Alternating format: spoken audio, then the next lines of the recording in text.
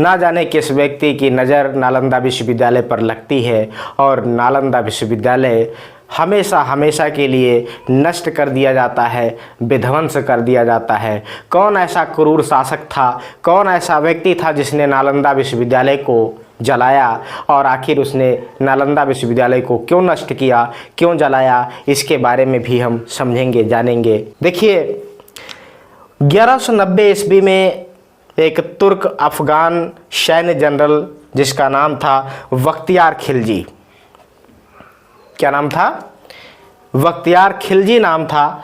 उस खिलजी ने जो एक आताताई था जिसने नालंदा विश्वविद्यालय को जला दिया था। नालंदा विश्वविद्यालय, नालंदा की लाइब्रेरी लगभग 3 महीने तक धूं धूं करके जली थी और भारत की संस्कृति, भारत की विद्या हमेशा हमेशा के लिए जला दी गई थी। अब यदि हम बात करें कि इस खिलजी ने इस विश्वविद्यालय पर हमला क्यों किया, इस विश्वविद्यालय को जलाया क्यों, यह विश्वविद्यालय ना तो कोई राजा का राजभवन था, ना तो कोई सम्राट का ये दरबार था, आखिर क्यों जलाया गया, तो इसके बारे में एक कहानी है, उस कहानी को भी हम समझ लेते हैं। ऐसा माना जाता है कि एक बख्तियार खिलजी जो था, इसने गुस्से में, क्रोध में इस विश्वविद्यालय को जलाया था।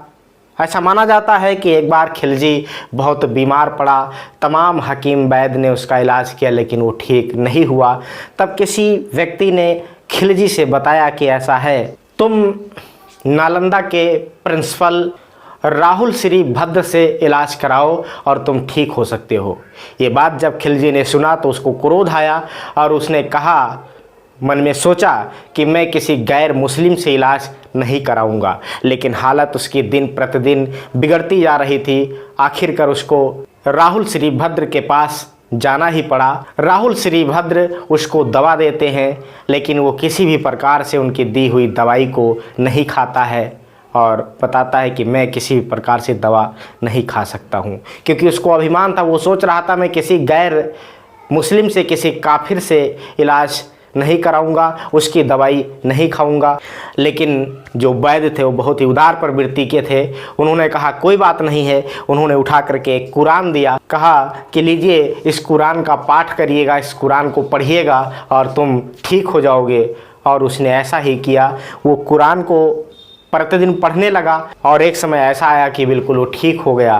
खिलजी को बड़ा आश्चर्य हुआ। उन्होंने जब जानकारी जुटाई तो ये पता चला कि जो राहुल श्रीभद्र थे उन्होंने उस कुरान के पेज पर, पन्नों पर कुछ दवाइयाँ लगा दी थी और जब वो प्रतिदिन उसको पढ़ता था, उंगलियों से पन्ने को पलटता था और उसको जीभ में लगाता था तो दवाई उसके ज़बान पर लगती थी और उसके शरीर में चली जाती थी, जिसके वजह से उसकी बीमारी ठीक हो गई थी। ये बात खिलजी को नागवार गुजरी और उसने मन ही मन सोचा कि किसी काफिर के पास इतना ज्ञान आखिर कैसे हो सकता है। उसका ध्यान गया कि इन सब के ज्ञान का केंद्र नालंदा विश्वविद्यालय है, क्यों ना नालंदा विश्वविद्यालय को ध्वस्त कर दिया जाए, जला दिया जाए, हमेशा हमेशा के लिए निस्तो नाबूद कर दिया जाए। और वही कदम उठाया बख्तियार खिलजी ने, हमला किया और विश्वविद्यालय हमेशा हमेशा के लिए आग के हवाले कर दिया गया, जला दिया गया, निस्तो नाबूद कर दिया गया।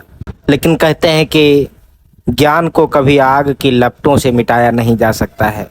नालंदा विश्वविद्यालय आज फिर से अपने नवनिर्मित भवन का स्वरूप लेकर के खड़ा हुआ है। ये भारत की धरोहर है, ये भारत की संस्कृति है।